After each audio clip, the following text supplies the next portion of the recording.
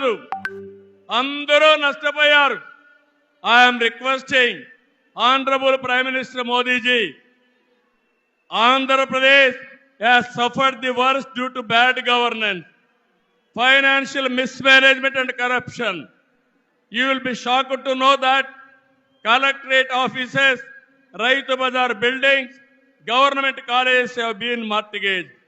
It is a pity that even tax revenue from liquor, both present and future, have been escrowed.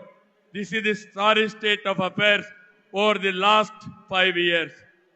అందుకని నేను మీ అందరి తరపున మోదీజీ గారిని request చేస్తున్నాను, మన రాష్ట్రాన్ని కాపాడుకోవాలి. సిద్ధమా మీరందరూ అడుగుతున్నా?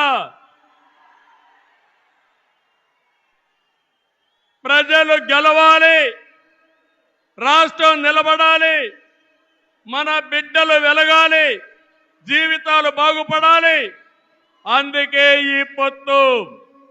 నరేంద్ర మోదీజీ గారి సంకల్పం గెలవడం కాదు.